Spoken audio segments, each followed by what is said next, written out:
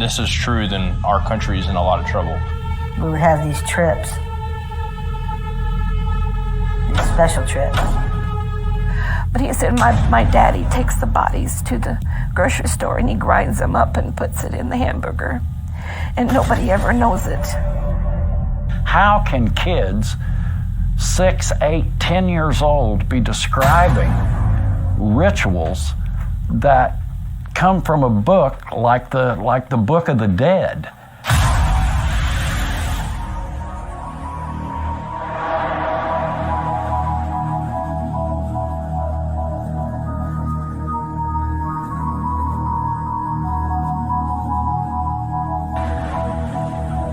It's hard to get your mind around people being capable of this kind of evil. This is Dan Bidondi of TruthRadioShow.com. I am honored to offer my listeners a 1-month free subscription to nystv.org. Subscribers will have access to thousands of NYST TV videos from spiritual warfare to biblical and occultic topics, banned from YouTube videos, and much more. Subscribe today on nystv.org and use the promo code DANTheMan and receive your first month free.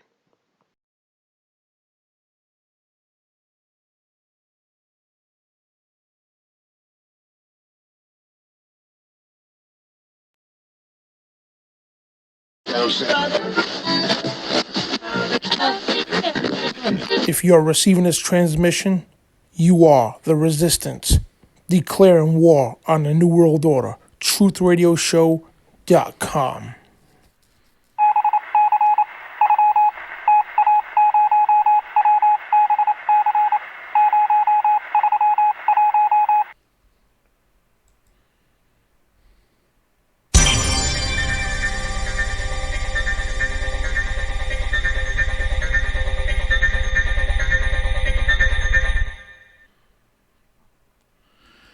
And Shabbat Shalom, everybody, and welcome to Spiritual Warfare Friday.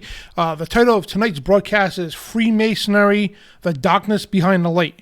And I'm your host, Dan Bidondi. We got a jam-packed show for you, tons of information. So I just want to let people know a couple things ahead of time before we start the show, especially with Freemasons out there. It's a very sensitive topic and everything else. I do want to express to people very much that not every Mason's evil, that not every Mason's a bad guy. In fact, it's the other way around. Most Freemasons are great and wonderful people. They really are. But however, truth being told, what they are into, known as the craft Freemasonry, is not of God. And I'm not here to try to personally attack Freemasons. I'm not doing that. I am just simply exposing the truth. And what I'm going to show you tonight, you could literally look the stuff up in your own Masonic libraries to find this information out, which is literally kept from a lot of Masons at the lower degrees. And for people out there, too, who have friends and family who are Freemasons, don't be too hard on them. I mean, you need to let them know this is a very serious thing, but don't chastise them and don't think of them as evil people, because, again, most are not evil people. They're just hoodwinked and lied to, you know what I mean? Like anything else, like the false religions out there, no different, okay? I just want to put that out there very clearly. And so before we even get started, guys, I want to thank everybody in the chat room that's watching now, and I just want to go to a quick word from our two sponsors, JoshWatchLeather.com and CascadeCutlery.com. We'll be right back. This is not some soulless factory. This is long, quiet days with the Father. This is obedience. This is cold, early mornings, tired, rough hands, and hot summer days. This is quality before quantity. This is where you're not just a customer, you're a client. I don't just work for you, but with you. This is where your ideas come to life. I am Joshua Watts. I love what I do and that I'm able to use my skills to serve our Father and you. I look forward to working with you. This is Joshua Watts Leather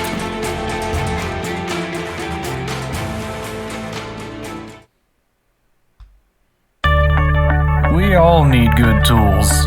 At Cascadia Cutlery, you'll find the most quality knives you'll ever need. There are few things more frustrating than a dull blade. Buy the best knife you can afford and then actually carry it at CascadiaCutlery.com.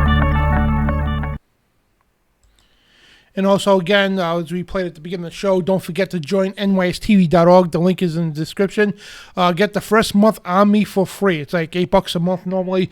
Thousands of videos on demand. The first 30 days, on me for free. Promo code Dan the Man, all lowercase, one word. So, yeah, let's just get to our show, guys, because we got lots to talk about, and I'm talking about a lot. So, I could easily do several shows on this, and to be honest with you, I was trying to jam information, I didn't even know where to begin, to tell you the truth. A couple of days ago, I'm like trying to gather information because there's so much, it really is. And I'm like, where do I begin? How do I even present this? Last night, I'm putting the slides together, try to put them in order. I'm like, wow. I mean, the Father led me to do that because I'm trying to get the new show together and everything else together, and the time's ticking. I got to get to bed. Then, the Father just helped me out big time. So, so let's just begin here. What we're going to do here is we're going to do a presentation, and we're going to invite you, the listening audience, to call into the show after the presentation. Call into the show, or if you don't want to call, you're more than welcome. If you're not subscribed to YouTube here, please subscribe now, and you get to chat in our live chat section. So you can present the questions or comments on there, and also call. We'll give the phone number out after the presentation because we've got a lot to talk about and a lot of material to cover. I'm telling you, a lot of material. So again, the show is Freemasonry, the darkness behind the light, because Freemasonry is all about illumination, what they say. I mean, I almost joined Freemasonry myself. Years ago, I knew a lot of Freemasons. I still do. And I almost joined myself because I was always American history buff and everything else. And I got told, well, the Masons had a lot to do with American history, which is true. But they also lied about a lot of it too, regardless of the point. They did have a major impact in this country and many other countries worldwide. And so that's what intrigued me to Freemasonry and also the mysteries and everything else. And at the time, before I knew any better. But, what we're going to do again, I'm not, going to sit there and demonize Freemasons. It's not them. It's the craft itself that we're trying to expose. You know what I mean? So let's get into the subject here. So what is a Freemason? And so we're going to get to that because there's a long history with this stuff, guys. And a Freemason, you see this all over the place. I mean, you drive into cities and towns, you see these signs on highways, exits, buildings.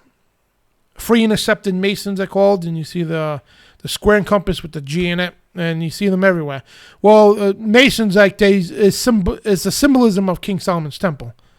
So if you know anything about the Bible, because this pretty much is all about a twisted version of scripture and the occult, big time, and Kabbalism. So before I get to all that stuff, I'm going to save a lot of the confusion here. So I'm going to show you what they say, which goes beyond what. Hang on, let me get to the history here.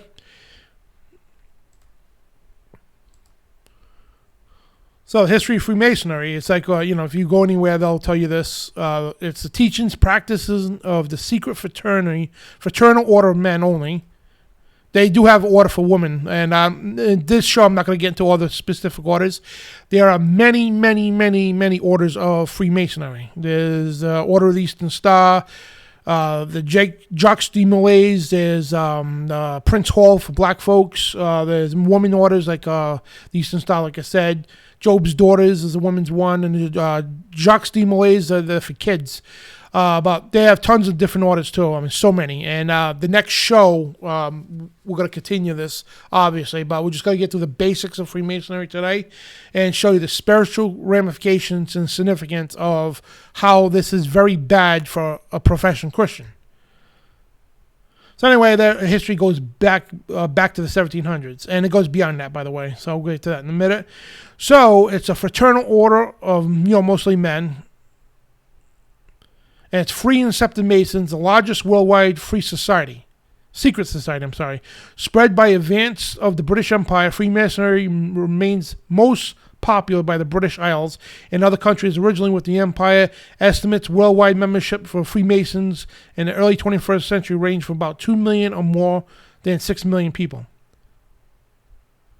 And they say Freemasonry evolved from the guilds of stonemasons and cathedral builders in the Middle Ages. With the decline of cathedral buildings, some lodges of operation working masons began to accept honorary members to bolster their decline in membership. So this goes back, long story short, it goes back when the first actual Masonic lodge was created was in 1717, The first Grand Lodge, it called it. It's founded in England.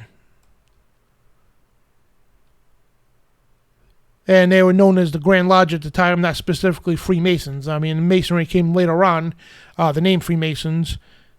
So, let me get back to my slides here. I got a lot to talk about, man. It was a task putting this stuff together, I tell you. So, anyway, it resembles, if you know anything about the King Solomon's Temple, the building of it, the pillars. They try to mimic the halls, the Masonic halls after King Solomon's Temple. And we're going to show you the significance. Now people think, well, it's King Solomon, man. This is going to be good. You know what I mean? It's King Solomon, the Bible, and everything else. No, it's nothing like you think it is. Trust me when I tell you. Nothing like that way. So this is the Grand Lodge that was founded in 1717 in England there. So that's the Grand Lodge, the first Grand Masonic Lodge right there. This building has so much history. So guys, if you're ever in that area, if they allow you to, I would definitely suggest a tour because a lot of prominent people in history have been in that building. I'm talking about key historic people have been in that building. I don't know if you see that on the ground there. There's a star, a pentagram like on the ground. Yeah, that plays a lot of significance in this thing we're about to come. So for those of you thinking about joining Freemasonry, because yes, Freemasonry goes back deep in the 1700s. A lot of the founding fathers were involved with Freemasonry in this country. That country, a lot of key people were involved. Napoleon Bonaparte, a lot of people in the French Revolution, and goes back. Germany especially, you know what I mean? And yes, the Illuminati have a big, big, big part of this, okay? And that's for another show altogether, but I will explain a little bit as we go on. So anyway, these are Masonic lodges you might drive by. Most people don't even notice them. You drive by and you'll see the square and compass in the building somewhere. Most people drive by have no clue. They're right in your neighborhoods, your own states. They're all over the United States. And that's what some of these lodges look like. They look like a VFW or Knights of Columbus Hall and those sort of halls. That's what they look like. There's Buffalo, New York. Just showing you a few of them here. And, look at the significance a little bit of... And, granted, they got other buildings that don't look like that, but inside they do. It's supposed to be a replica, basically, of King Solomon's Temple. And all the Masonic lodges face the east because of the biblical verses about the certain temples that face the east. I forgot to bring that verse up, but we're going to get to the biblical verses in a little while. But it goes back further in the 1700s. It goes back to the days of Babylon. And if you all remember, and this is all biblical stuff, all cultic and biblical stuff. So if you're not knowledgeable in the occult or the Bible or even history, you're probably going to be all over the place. And I highly suggest maybe you should turn the show off right now and go do some history, read the Bible, because there's no atheists in Freemasonry. I'm going to let you know that now. You have to believe in some kind of deity, and people in the occult actually join Masonry, and they exceed faster than people who are biblical. We're going to get to that in a little while. But it goes back to the days of Babel, when we hear about this character named Nimrod. He was the ruler of Babylon. He is known as Osiris in Egyptianology. He was the ruler of Babylon. Okay, that's where it goes to the master builders. Peleg was one of his right-hand men that helped design and build this structure. Peleg was the grand architect of the Tower of Babel. And these people were the Bible talks about Nimrod, how he was a mighty hunter and a person before God, not for God, before God. You know what I mean? So, and if you read the Bible, we'll get to who Nimrod was. And Cush begat Nimrod. It was Cush's son, Nimrod. And he began to be mighty one in the earth. And we talk a lot about the Nephilim at the time and the giants and all that. Now, Nimrod did come from the bloodline of Seth. However, something happened to him because all the ancient texts and everything else say how Nimrod became a huge man, like a Nephilim. Somehow he transfigured into a Nephilim. Very huge, powerful, very mighty. And he was a mighty hunter before the Lord. Doesn't mean for the Lord. Before the Lord. That means against the Lord. Wherefore it is said, even Nimrod, the mighty hunter before the Lord. And Cush beget Nimrod and beget to be a mighty upon the earth. So, and there shall waste the land of Assyria with the sword, and the land of Nimrod, and the entrances thereof. Thus shall deliver us from the Assyrian when he cometh into our land, and he will trade us with our borders. And there's other verses too. So, Nimrod is the son of Cush. So, if you do the genetic bloodlines, Cush is a direct descendant of Seth, which was the third son of Adam, the bloodline of Adam. So, something happened to Nimrod along the way to transfigure him to some kind of a Nephilim, if you will. He became very ruthless. He was powerful, though. I mean, the guy was stronger than anything. Powerful, like a genius. And he has many different names throughout all ancient culture. Many different games. Gilgamesh, that's who Nimrod is. He's also known as Osiris and many other names. Depends on the culture. So just as some history, because you need to know the history before you even begin to recognize what Freemasonry is about. And in fact, a lot of the Freemasons in the Blue Lodge, which is the first 3 degrees, we're going to get to that in a few minutes, they have no clue about any of this yet. So anyway, Nimrod, which he had his wife Semiramis, and their son Tammuz. Now, the old story goes that, Nimrod was killed by his uncle Shem because he was a very vile person. His uncle actually killed him, ended up killing him all that. So Semiramis, which is Nimrod's mother, that's right, mother,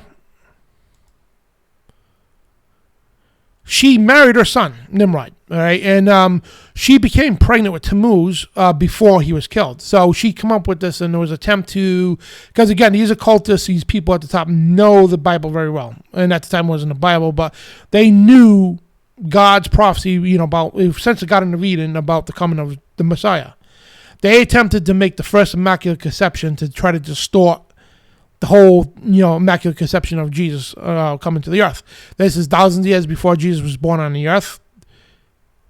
So she claimed that she had an Immaculate Conception, that, when Nimrod died, he became the great god, the sun god Osiris, and he impregnated her through Immaculate Conception, try to mimic the Holy Spirit impregnating Mary, and gave birth to the virgin birth to their son Tammuz, which is also known as Horus. And he was actually born on December 25th.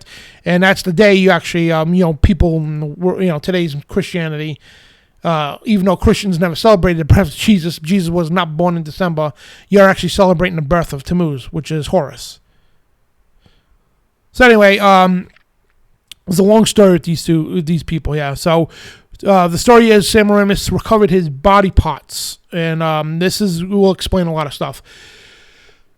Because his uncle killed him, chopped his body up and threw it into the Nile River. She claimed, Semiramis, known as Isis, she claimed, we'll get to that there. That's exactly what their names are, and there's many other names for them, Gilgamesh and all this other stuff. So anyway, she claimed when Osiris, Nimrod was killed, because his uncle Shem cut his body parts up through the Nile. She got all his body parts. She reclaimed all of them, and except she could not find his male penis, the phallic symbol. So she created an obelisk, and she claimed she got pregnant off that. But she was already pregnant ahead of time. And the thing is, what debunks the whole thing of her being a virgin, prior to marrying her own son Nimrod, she was a temple prostitute.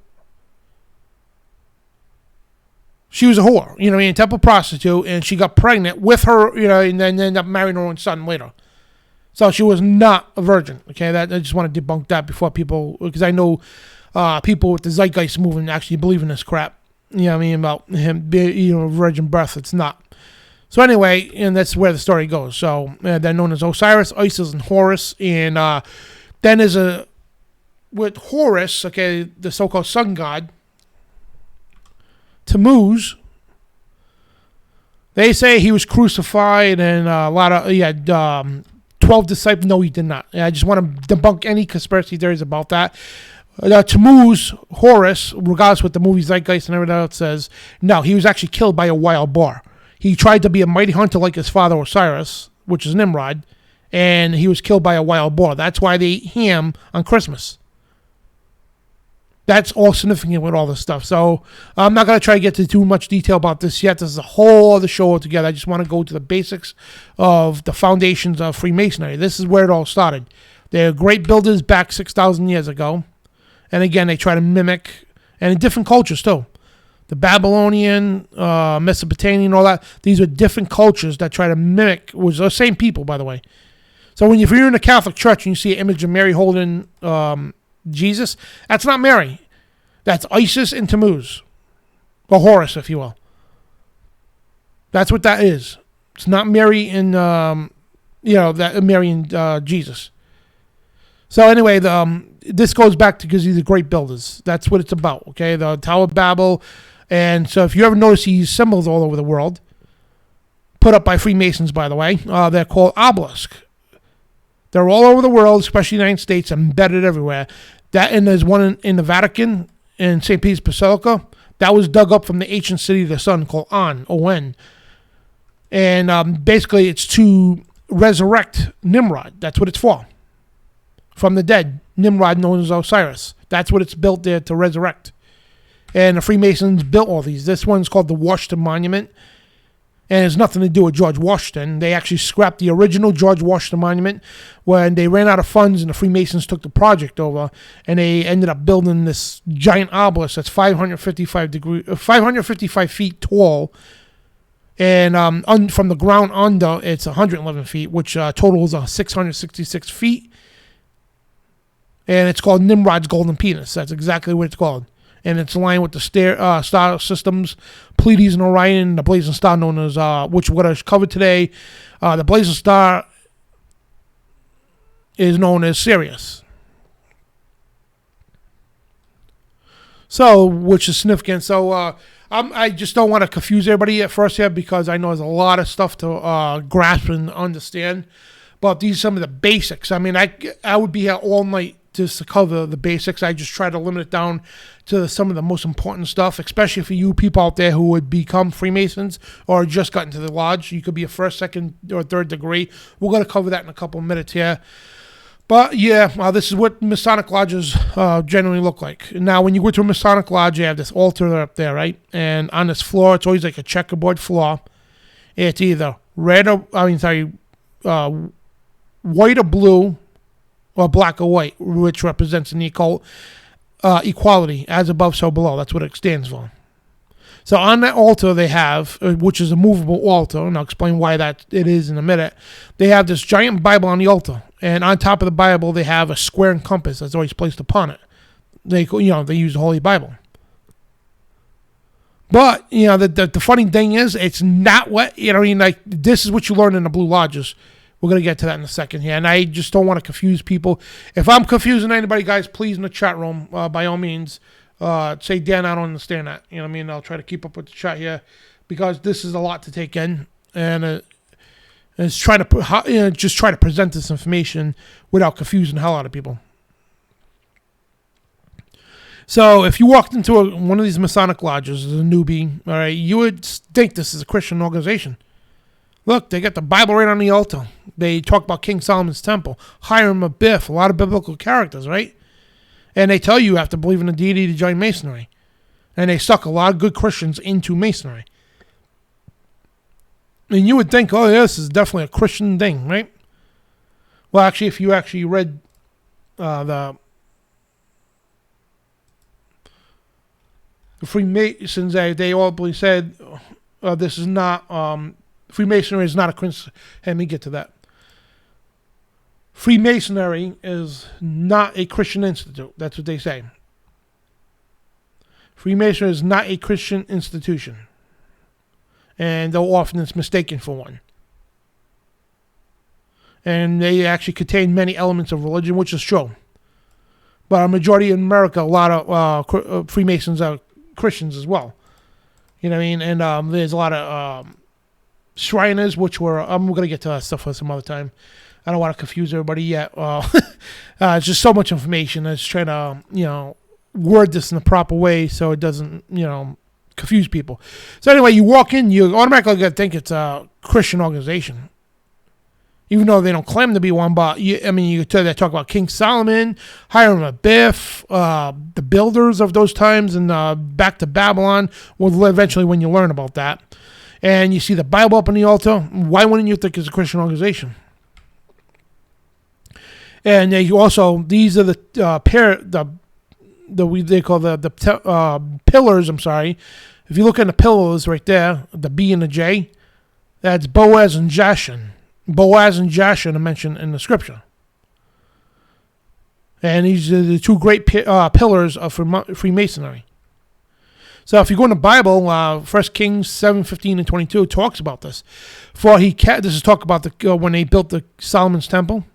They cast 2 pillars of brass of 18 cubits high apiece, and a line of 12 cubits did compass either of them apart. So, and it goes on talking more details about it. And it says, and he set up the pillars in the porch of the temple. And he set up the pillar on the right, named thereafter Jachin. And he set up the pillar on the left, they called it the name of Boaz. And upon the top of the pillars where lily work was like the work of the pillars finished. So 2 Chronicles 3 says, also he made before the house 2 pillars of 35 cubits high, and a chapter was at the top of each of them was 5 cubits. And he made chains and the oracle and put them in the heads of the pillars and made 100 pomegranates upon them in the chains. And he raised up the pillars before the temple, and one on the right hand and one on the left. And he called the name of the right Jachin, and the one on the left was called Boaz. So as you can see there.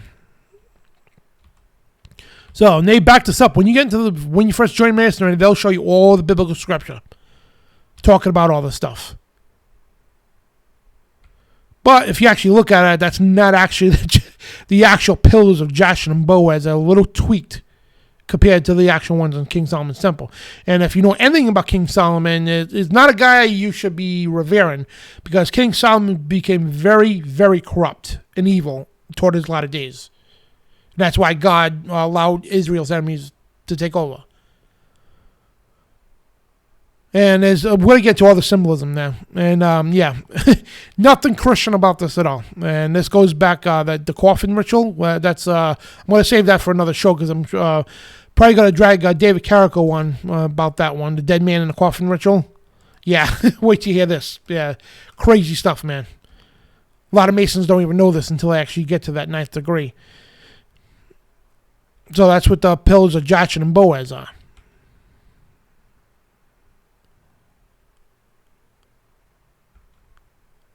And, they symbolize... hang on, I got the... wait, guys, hold on 1 second.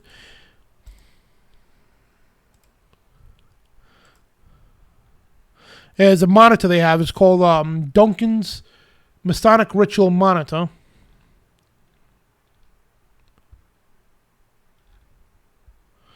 And it talks about the degrees. Hang on 1 second, guys. I messed up a little bit here. I was supposed to put the meanings of the pillars in.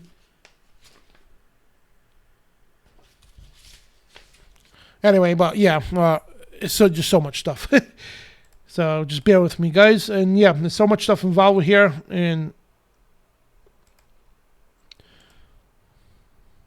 so basically it represents... equality, duality. That's exactly what it stands for. The earth here and the earth above. Now, there's many other meanings too. As you go up in the ranks of Masonry, they teach you one thing, and then a degree or two later, they teach you something totally opposite. That's how it's led. So it's supposed to represent the sun, the moon, and Sirius. Now I'm going to give you a little mystery here. Back in the ancient days of Egypt, the people in the land were told by the priests in Egypt, they were told that the sun is God, sun god Ra. But the priests never believed that. The priests believed the spirit that flew to the sun was God and the moon. But the echelon of Egypt didn't believe any of that. It was the dog star Sirius, the blazing star they call it, was God. That's what this whole thing's about. Now, when I talked about the altar here, the altar with the Bible, well, the altar with the Bible is usually over the star. So when the lower rank Masons come in, they barely ever see the star on the floor. Usually it's over, the whole altar is on wheels. It moves. So it's usually covering that star on the floor. Why would they do that? Why wouldn't the first 3 degrees ever see the star?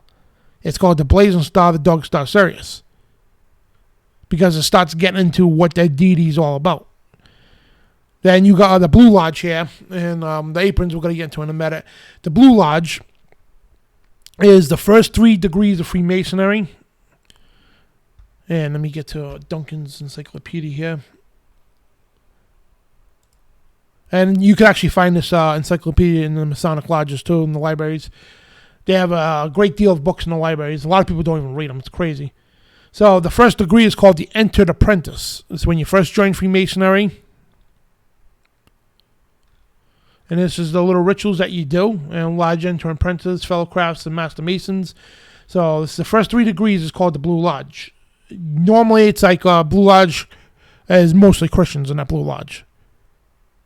It's the first 3 degrees, and they do a lot of rituals and oaths and everything else. We're going to get into all this stuff, and I'm just trying to keep it simple as possible. It's tough to do that because trying to explain this to new people is because I've been doing it all these years. It's so hard to articulate to the person that doesn't know anymore. Years ago, I was good at it because you always teaching new people. Now you talk to a lot of people in your peers, you understand the stuff, so you could actually show it, whatever the case for what it is. So it's hard to articulate to new people.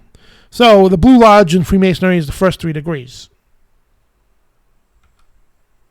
And when you get into the lodge, you see this on the altar, a holy Bible with the square and compass on top of it, and the altar is usually over that dog star, the blazing star Sirius, which we'll get into a little bit more details in a second here. So the degrees, the first 3 degrees, is the first degree is called the Entered Apprentice. The second is called the Fellow Craft, or the second degree. And the third degree is called the Master Mason, or third degree. Now, what they do is they give you these grandeur titles to make you feel important. To get each one of these things, you got to go through a series of rituals. You have to learn hand tokens, secret handshakes, secret codes, and all that stuff to get to this thing, okay? And you're always learning secrets, all the time. All the time you're learning secrets. And in Manly Palmer Hall, we're going to get to that in a little while, too, who he was. Philosopher, one of the most famous Freemasons of his time. He even says that it's intentionally, we're going to get to the quote later, it's intentionally that the Mason, the candidate, is misled every step of the way. They openly say that you're literally lied to up and, till they get you to that perfect cornerstone. It's like high school, you know what I mean? You're freshman, you think you're king of the world because you're in high school now. Yeah, you're getting beat up by the seniors, you know what I mean? And, you get the point from there. That's how it is. And so when you're at this grandeur title, you're a Master Mason. The name Master Mason sounds great, right? Well, no, because you got 30 more degrees to go. You're just starting, you know what I mean? So, yeah, you got the Entered Apprentice, the Fellow Craft, and the Master Mason's first 3 degrees of what they call the Blue Lodge. And you walk into the lodge, and there's a beautiful Holy Bible up on the altar with the square and compass, which is an abomination when you find out what the square and compass actually is. It's not, and I don't know how to express this right. Yeah. So when you first join Freemasonry, everything you get told, everything is a lie. Just want to let you know that. When you join Freemasonry, Entered Apprentice, even Fellow Craft, even Master Mason, now the thing is, as you're going up, you're starting to learn more. They don't tell you everything right away. They don't tell you the truth right away. You'll learn that the square and compass has many, many, many meanings as you're moving up in the ranks. Same thing with the all-seeing eye. When you get towards the eye of Providence, not even close. And when we eventually get to learn it's the eye of Horus, no. Then, I know it's going to sound far-fetched, but follow me here. You will get told at the end that the all-seeing eye is the eye of Lucifer. We're going to get into this stuff here. Everything you get told, especially in the first 3 degrees, is a lie. And they tell you, they say, well, nobody else knows this information. It's historic. They pump you up like that. That's why they use movies like National Treasure to recruit people in Freemasonry. And I almost got duped into it, too, because it sounds so cool. It's about history, American history, all the secrets and stuff like that. And they make it sound so cool, you know what I mean, which they do. They really, really do sell a good product, okay, plain and simple. And you find out, yeah, you're learning things that the public doesn't know, but you're being lied to about the public, what the public doesn't know yet. Because the thing is, they're not going to pour all their information onto a new person. Their goal is for which you'll find out later about the cornerstone. Their goal is to shape you. To them, you're a block. That's all you are. They want to shape you into that perfect cornerstone. And along the way, as they're shaving you to that perfect cornerstone, they're literally philosophically changing who you are. That's why I said atheists don't go to Freemasonry. There ain't no atheists in Freemasonry. And if you're in the occult, you go through the ranks like no tomorrow. We'll get to some more about the ranks here. So now as you move into what's called the Red Lodge. The Red Lodge is the 4th degree and up. And there's two sects to this too as well. Wait till you see this in a minute. So the Red Lodge is where you become the 4th degree, which is called the Mock Master. And that's where your journey just begins. When you think you're a Master Mason, you think you're the cat's meow. Not even close. You move into the Blue Lodge as a 4th degree. When you graduate into the 4th degree, you're called a Mock Mason. And that's just when your journey begins. You start all over again, basically. So everything you got told as a Blue Lodge member is out the window, literally. You start learning the process all over again. Then slowly you start learning about, what does that star on the floor mean? Oh, what could that possibly be? And you end up learning, it's that called the Blazing Star, the dog star they call it. That's why you ever see Sirius satellite radio shows a dog for the promo. It's called the dog star. This is ancient. Back to the ancient days of Egypt. They actually worship the star Sirius. That's why everything's aligned in D.C. and the Vatican and all the major cities in the world around this constellation. The Masons call it the sign of the 7 stars and the 3 stars. We'll get into that to another show. That's a whole new ball of wax altogether to even talk about. And that's Orion's belt. That's very particular with Nimrod. So they believe when you're looking up at that constellation is the Pleiades. It's Pleiades and Orion.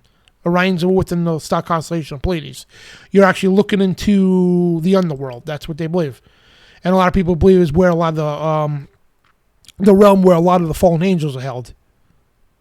And they said that's Osiris, not a coincidence that's similar to Sirius, but Osiris, known as Nimrod, he went to rule this underworld. So, yeah, there's very significant, very creepy stuff, man. And they built all of D.C. around this. All of D.C. was built around that. All of Egypt was built around that. All of Paris, France was built around that. All of the Vatican was built around that. Not a coincidence that all these major cities in the world built around this particular star system. So again, I'm just covering the tip of the iceberg here. And we're going to get to all this stuff as time goes on. So this is what the general order looks like when we just talked about. Join Masonry. Right at the bottom you see, it says Entered Apprentice, Fellow Craft, and the Master Masons, only the first 3 degrees of the initiation. Now, when you graduate or move on to a 4th degree, now you have a thing, it's called the Shriner's Pass. And what you do is you go through, you decide to take the right path or the left path. The Scottish Rite is known as the right path, and the left path is the York Rite. The York Rite, you move up a little bit quicker. The ranks are a lot quicker.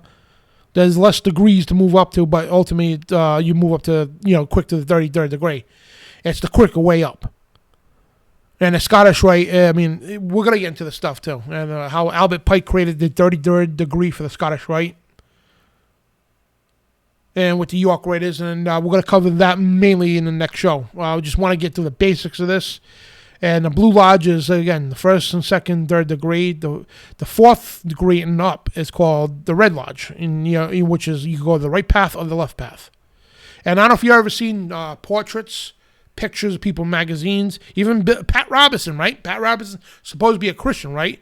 He was in Time Magazine. I should have put this up. You could actually go look this up for yourself. Pat Robertson's in Time Magazine going like this. Who does that? Neil Armstrong, he's got a little pocket, and there's a thing, puts his hand in his pocket like this, his fingers in it. You see so many portraits, even Prince Harry. every time he's taking a picture, he's got his hand in his sleeve, under his coat, or in the pocket, or something like that. What are they doing that for? You see tons of the stuff, and you won't notice it now. I mean, you notice it now that I mention it. And when you go out in public, you're going to see portraits and pictures of famous people, TV, everywhere else, that happen to be doing this in their sleeve of the coat or their pocket, with the right hand or the left hand. And that's shown other Masons around the world that what path they belong to, the right-handed path or the left-handed path. And if you know anything about the occult, the right hand, the path is supposed to be the lighter side, which is not, okay? And the left-hand path is a direct path. It's pure evil, plain and simple. You worship Lucifer. The right-hand path is the longer way to Lucifer. That's, going to leave it short there. So there's the degrees, and I hope I'm making sense to people out there, and stop me if I'm not.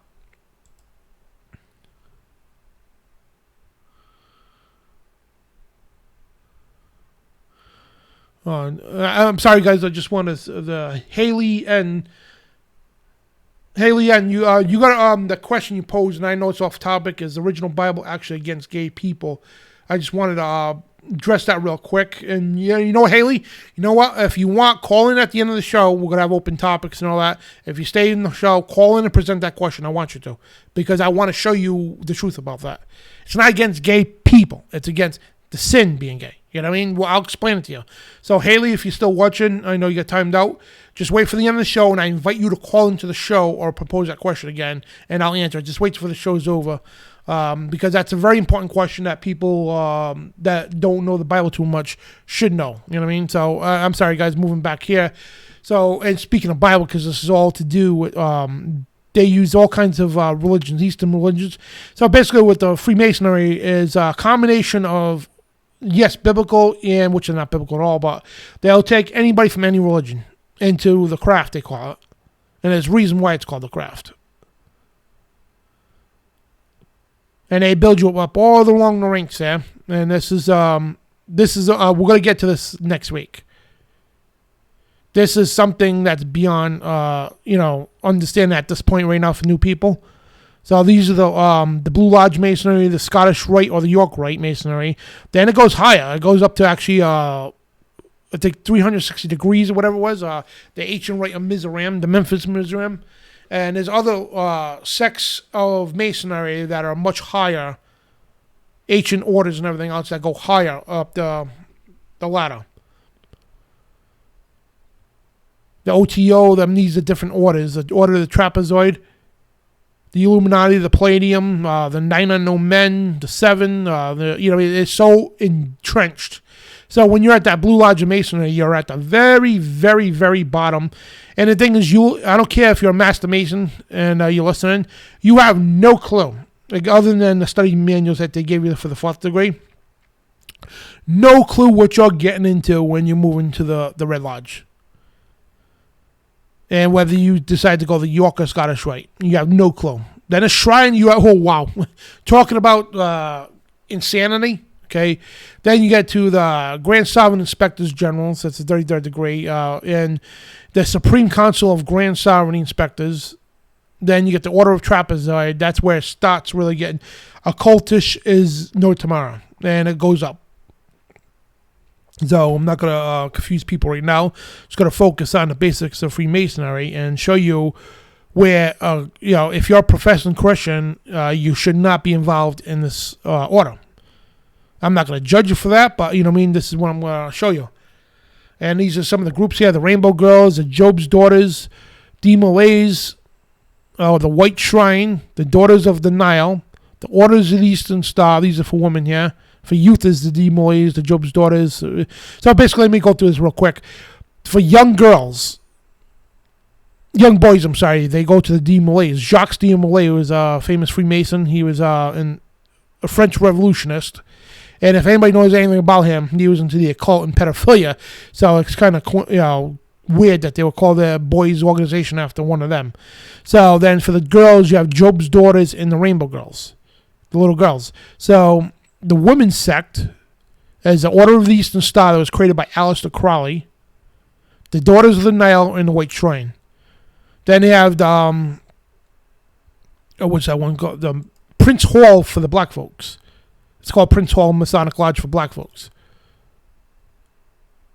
But in the regular Masonic lodges, that's for men only. And as you can see, the degrees that they go up. And each sect there, the Scottish Rite and the York Rite. And they go up those degrees there until they get to the 33rd degree, called the Grand Sovereign Inspector General. He's the head honcho of the lounge. He's like literally the president of the lodge. And to get to that level, man, you got to spend your entire life in Freemasonry to even get to that. Thousands of dollars and tons of degrees, going up the rank there. You got to learn so many codes, tokens, rituals. It's crazy, man. So this is what basically it looks like. I mean, you got the York right up there, the way up to the top. And everything's based off a pyramid thing. That's where Miller's business, where they call it the pyramid scheme, that's where this come from. And the reason why I say that for, because each degree, like you're at the bottom, the very bottom, you just begun your Entered Apprentice. And you're paying fees. You're paying dues. You pay fees for the degree rituals. You pay dues every month or so. And what happens is that money goes right up the ladder. It goes right up to the people at the top. They're collecting all that money, and it just trickles right down into the ladder. They got tons and tons of people at the bottom that pay the rituals and dues. The people at the top make the money. And it's the same scheme that the businesses use, because they were Freemasons that designed all that, the pyramid scheme. They tell you, come sell insurance or something, and if you get people under you, you can make money off them. See how that works? And in the meantime, you're making them money at the top. And the people at the top don't even do nothing. They just sit there and collect your money you work for. So all those years you spend each degree, thousands of dollars of ritual fees and everything else, and you're learning tons of tokens. In the meantime, most of the time you're being lied to about everything. Everything. The true intent of the the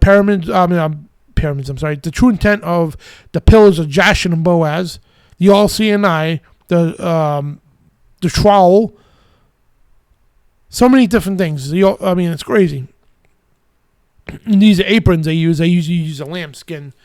These are different aprons, because a Mason would have an apron to cover their loins from the tools that they use, because they're, stonemasons, you know what I mean? That's where it really comes from. And no, not every Mason's a stonemason. Some people don't even know how to touch them. They wouldn't even know what to do with a brick or a rock and put it together, or a wall. It's just a thing called Freemasonry. In today's world, most of the Freemasons are not Masons at all. You know what I mean? Because there's Masons out there. I mean, like people do construction that put up walls and stuff. Those are the original builders. You know what I mean? That's where Freemasonry derived off of the ancient builders, the ancient temples. So why do Freemasons wear white aprons? So Freemasons wear a white apron to represent themselves as a Mason in a stated communication at Blue Lodge. The color white comes from the lambskin material, which was made from Entered Apprentices, fellow craft, and Master Masons that's the first 3 degrees, wear the aprons in a different way to signify their rank in the fraternity. A Master Mason can be buried wearing the apron at his death as well.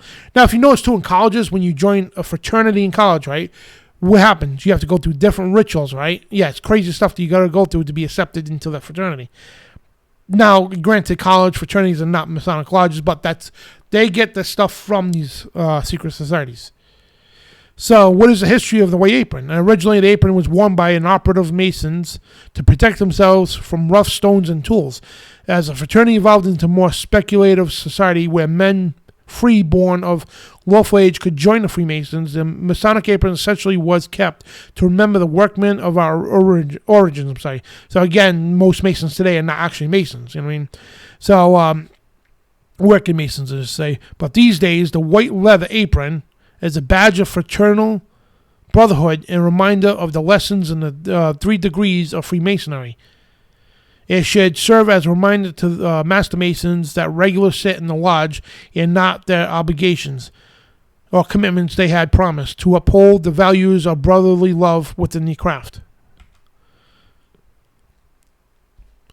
So if you're actually looking at this stuff, and there's very a lot of biblical references that they use. If you see that stairway there, they refer that from Jacob's ladder, if you will. The stairway to heaven. They had a song about that too. That's very significant with that. These pillars, with these different people standing upon them, there's very significance with that. The all-seeing eye, the star, the blazing star. It's usually a pentagram, whatever the case. What they call the blazing star, the pillars of Jashin and Boaz. When you get into that, they'll give you false biblical interpretations of every one of those things. They'll tell you that eye right there. Oh, that's the eye of providence, which is God. That's the eye of providence. He watches us over us. Oh, those are just the pillars of Jashin and Boaz, the same pillars that they used in the Temple of Solomon. Oh, don't worry about that. That's just the stairway to heaven. That's what they tell when you first join Masonic lodges, when you start going to the monitors. And for the record, I got tons of the stuff. I got several books at home. I'm like another David Carrico when it comes to stuff. I got tons of Masonic monitors from the Masonic lodges. I got study books too from, this is a good book, Proofs of a Conspiracy by John Robinson. This is something totally further when we get to the other shows about Masonry. But William Schnoebelen, former Freemason, he wrote a book on Masonry Beyond the Light. That's kind of where I got the title for tonight's show. They put Behind the Light, the Darkness Behind the Light. But yeah, William Schnoebelen reveals a lot of this stuff and more. The Genesis 6 Conspiracy by Gary Wayne, he talks about some of the stuff too, about the ancient builders and stuff. And now, Masonic material, like I said, I showed you that monitor. And these books here, I do not suggest anybody to buy. Coming up. The ones I just showed you, yes, definitely. But this book here especially, it's called The Lost Keys of Freemasonry. It's by Manly Palmer Hall. This is a very, very... We're going to run some quotes by it, too, by the way, when we get into the show. So this is a very disgusting book. Manly P. Hall was known as a great philosopher. He was one of the famous Freemasons of his time. But yeah, nothing great about this man. And this book, I mean... I told my wife if something happens to me, this book and a few others I'm going to show you to burn these things because these things are evil as they come. Especially this one here. This one is from the straight out of the gates of hell. And mind you, you can go into your Masonic Lodge right now if you're a Mason. You'll find these books in your Masonic Lodge. This one here is called Morals and Dogma by Albert Pike. This is beyond garbage. Okay, this is probably... one of the most evil things that were ever created. And you see on the front, that's the symbol of Mammon-Ra, which is the Egyptian god of war and, war and power? War and money, riches and money. Power and money, whatever the case, power and wealth. So, double-headed eagle, you see that in different places. And that's a symbol for the 33rd degree, which Albert Pike, he was the creator of the 33rd degree for the Scottish Rite. So, we'll explain that in a little while. So notice how it says ancient and accepted right. Yeah, and this book is horrendous. All right, and I have these books because to know your enemy and expose them. Because I could tell people, hey, it's from your own books. This ain't no conspiracy theory videos, something off YouTube. This is from your own material. Then you got Albert Pike's, Albert Mackey's Encyclopedia of Masonry. You got more other books too by Manly P. Hall. Other books by Albert Pike. Books by Aleister Crowley. It's tons and tons of material that lie right within your Masonic Lodge's libraries. And most Masons will read them. And I guarantee, if you claim to be a professing Christian and you're a Mason, I challenge you. Take a day off. Go into your Masonic Lodge's library. And I want you to read these books. And you tell me that this is a place for Christians to be. And we're not even done yet. We got tons of stuff. This is just the tip of the iceberg. Then you got to learn that's not the stairway to heaven. Then you got to learn, no, that's not the eye of providence. By all means, that's not God's eye. Then you got to learn that God is not who you think it is. It's not the God of the Bible. It's the God of Cabala. That's we're going to cover next week. And you all see this on the back of the dollar bill. Yeah, we did a whole whole documentary on this. Me and David Carrico and Doc Marquise. So there's nothing proudness about that eye on the top of that pyramid. Nothing. The 1,000 points of illumination around it. This is what top of Freemasonry is. And Masonry spelled out right in there. And we got that. We cover all that in that documentary. I'm just trying to go through the significance here. And you all get told, oh, it's an eye of proudness. It's no Illuminati, Dan. It's the eye of proudness. Then later on, when you start moving up the ranks, you get to the Red Lodge and everything. Oh, wait a minute. No, it's not the eye of proudness. It's actually the eye of Horus, the so-called sun god.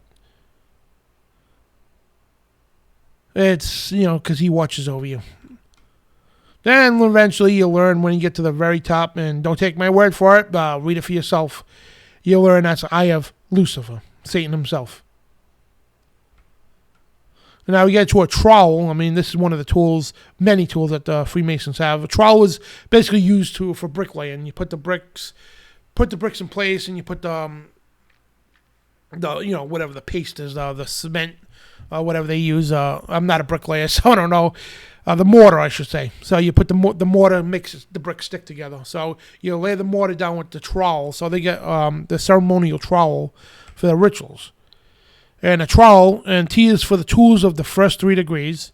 R is for every rule as each brother agrees. O is for the oath and making all brothers true. W is for the work each one of us must do. E is for the effort to answer every call. L stands for love, the most important thing of all. These letters spell trowel in there. Every brother knows, spreads love and friendship wherever he goes. So that's what the meaning of the trowel is in Freemasonry. And as a couple characters you're going to hear mainly in Freemasonry. One is called Hiram Abiff. Now, the thing is, when you first join Masonry, you're a Christian, come on in. But you real soon start to learn that the name Jesus Christ doesn't appear at all in Freemasonry. At all. Then you start to question, why is there even a Bible in here? Because they talk more about Hiram Abiff, more about Solomon, more about Tubal-Cain. Tubal-Cain was... They believe he survived the flood. He's one of the Nephilim that survived the flood. He was another Cain, a descendant of Cain. That's what Tubal-Cain means, another Cain. So that's all history altogether. But you start to learn about these characters. Yeah, they're biblical, but they're on the wrong side of the fence, okay? And you start to learn more about these than Jesus Christ. And you'll quickly see that it's even condemned to even say such a thing, that Jesus is the only way to heaven. Because it's all about a universal religion. That's what they're about. So the legend of Master Builder, Hiram Abiff, is the greatest allegory of Masonry. It happens that his figurative story is grounded on a fact of personality mentioned in Holy Scripture, but the historical background of his accidents and not the essence, the significance is an allegory, not in any point of history which may lie behind it. That came from the New Encyclopedia of Freemasonry. So you see that a lot. So you're going to see these characters pop up and everything. Then, see, there's stairs here, right? And we explain what the Ulcyon is. We round about what it is. The pillars of Jash and Boaz. And you end up learning that represents an androgynous god. The androgynous means... in the long run, okay, we'll get to details later, that they believe that God himself is both the male and female. They believe the Holy Spirit is a female, which is pure blasphemy. That's the unforgivable sin. Then they believe that Satan and God are the same person. How stupid and blasphemy that is, that's what they believe. That square and compass, you see? Yeah, it's not just the tools, it's... Because me getting to this, right? And also, these pillars mean male and female too, sun and moon. They refer to the sun as a male and the moon as a female. It gets into Diana goddess worship and everything. And it's so occultic, it really is. So most people go to the lodge have no clue what the hell they're even looking at. They give false interpretations of all this. Oh, how could it be bad? That's the Eye of God providence. That's the Pillars of Jeshurun, Boaz, and this is all biblical. You know, they'll lay biblical references down. Not even close. And the square and compass, that is actually, if you learn, everything in the occultic world is perverted. The square and compass represents not only the Cabala style, but also represents a man mounting a woman. That's what it means in sexual intercourse. The G spot, why do you think there's a G involved? People say, oh, it's Grand Architect in the universe. It stands for God when you first get in there. Oh, Grand Architect later. Then Gnostics God later. And the G spot, it's perverted. I mean, we're all adults here. And you all heard that phrase one way or another. Oh, you got to find her G spot. That's where it all comes from. It's complete perversion, sexuality, and the occult. You learn all this stuff later. You'll never learn any of this in the Blue Lodge. None of it. Then you get into these stairs, these ceremonial stairs. They have them in every lodge. What do those mean? Well, first you got the hearing, seeing, feeling, smelling, tasting. Those are the senses a human being has. Then as you go up, you got grammar, rhetoric, logic, arithmetic, geometry, music, and astronomy. Those are called the 7 sacred sciences that were allegedly taught to Adam by God. Now, here's the thing.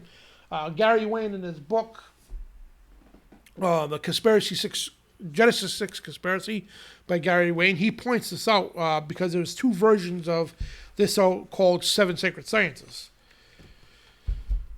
So, again, which lay out the 7 sacred sciences. You got grammar, rhetoric, logic, arithmetic, geometry, music, and astronomy. All right, and this is what we're all taught in school, right? These are the prime classes we're all taught in school, right?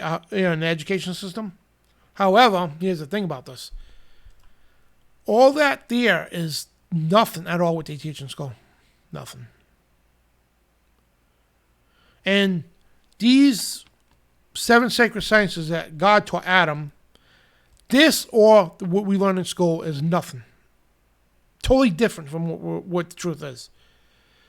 So what happened? Okay, I'll explain this. I'll try to explain details. God, yes, he taught Adam and his descendants called the 7 sacred sciences.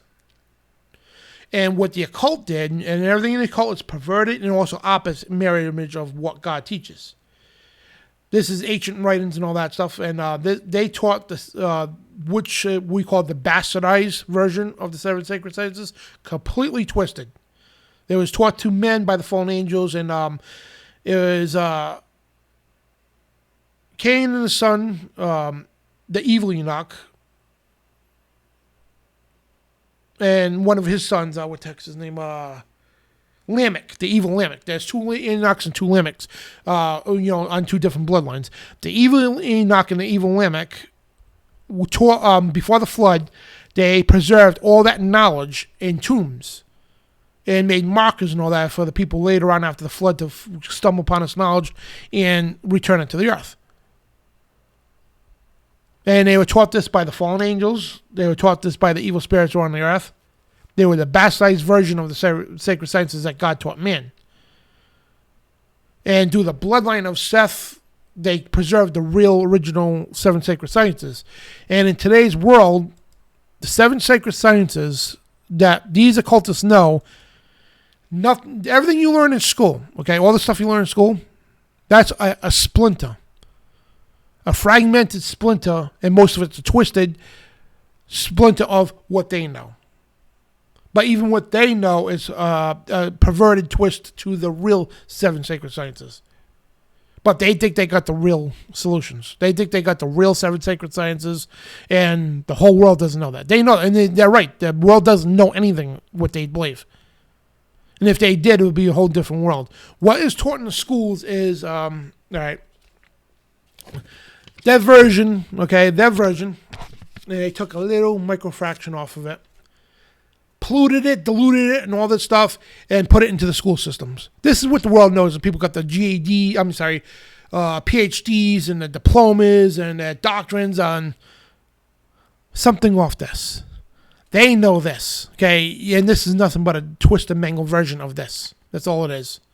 But this is nothing compared to God's version. You know what I mean?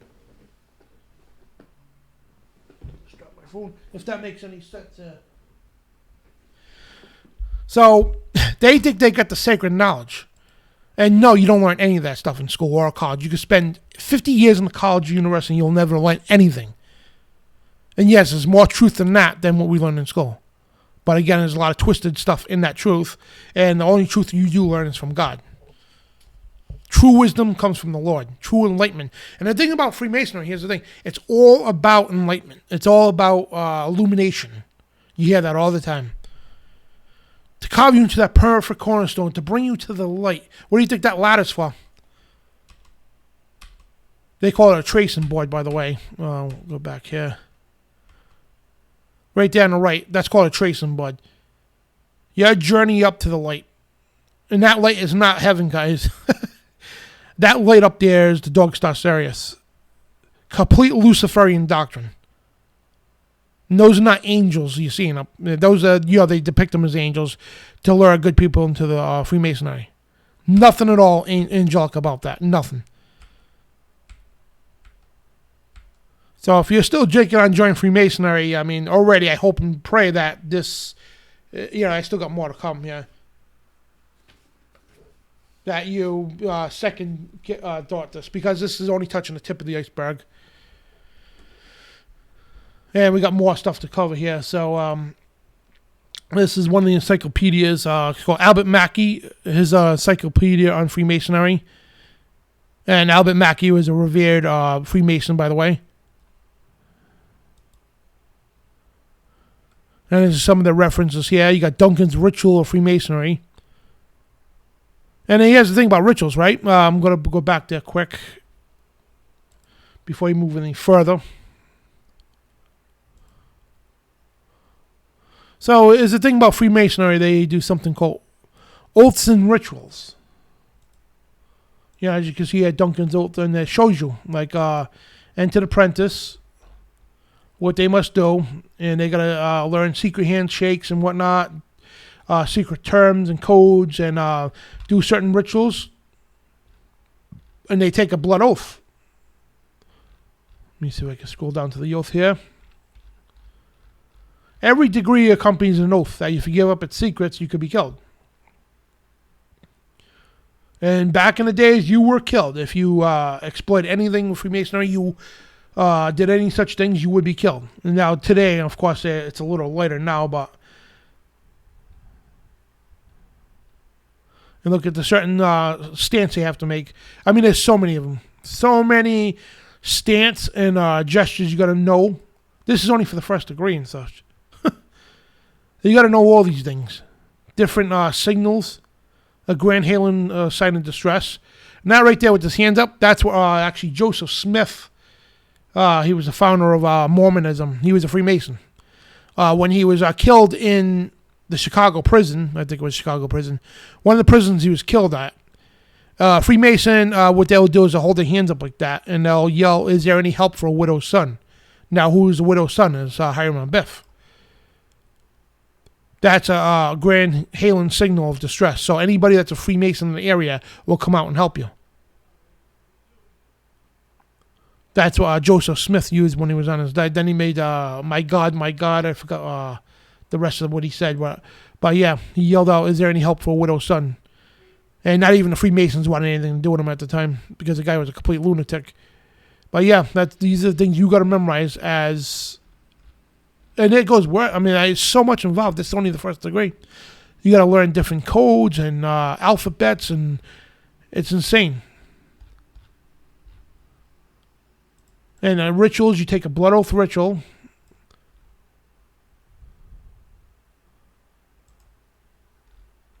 And it's the Fellcraft degree, and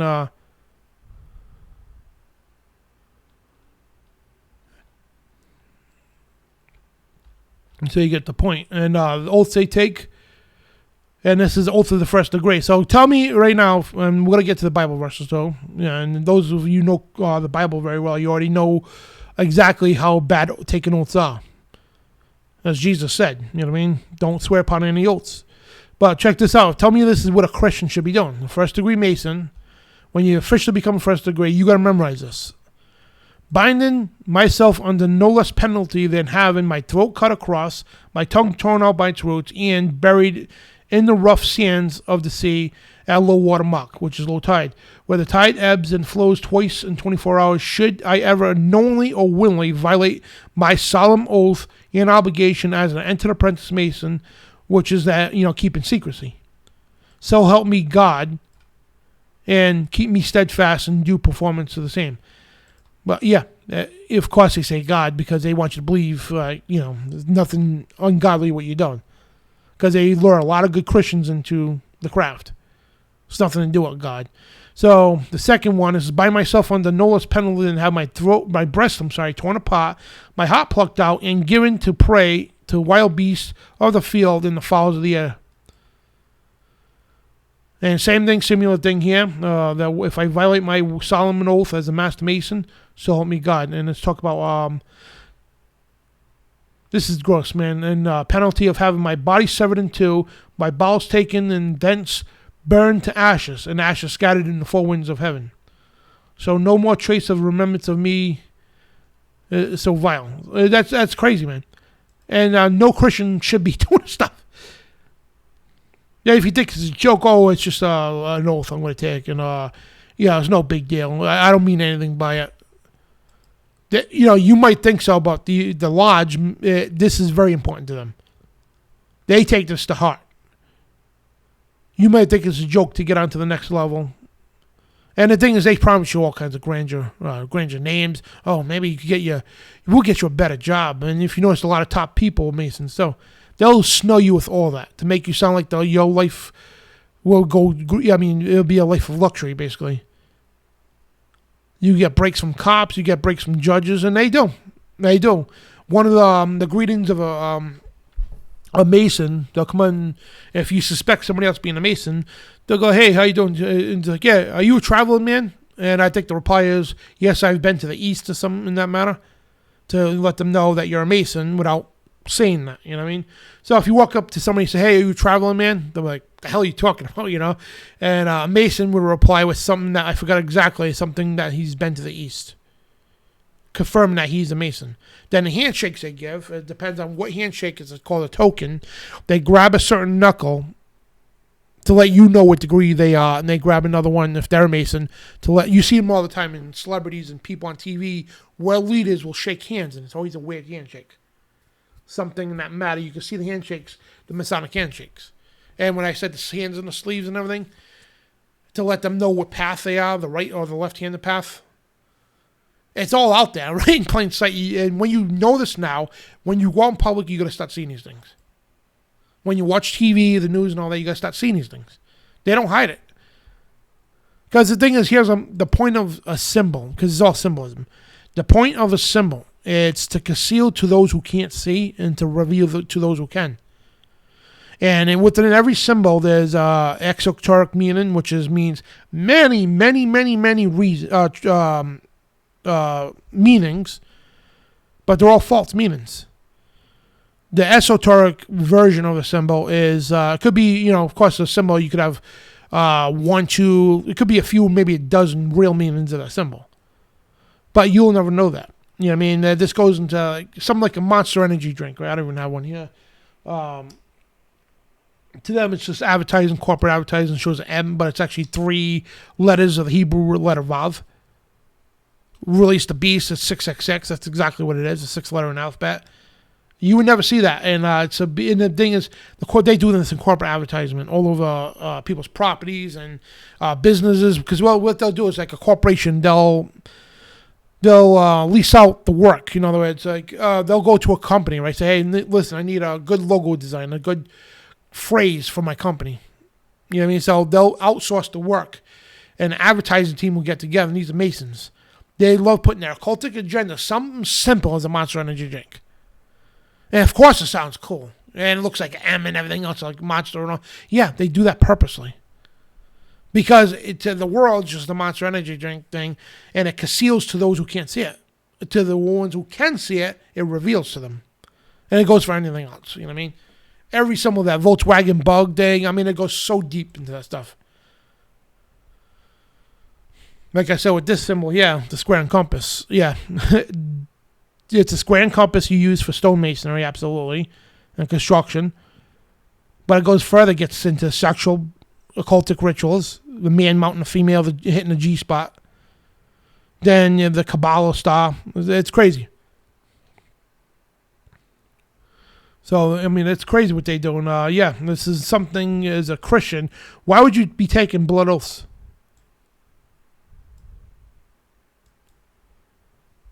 And we're going to get to the Bible verses here.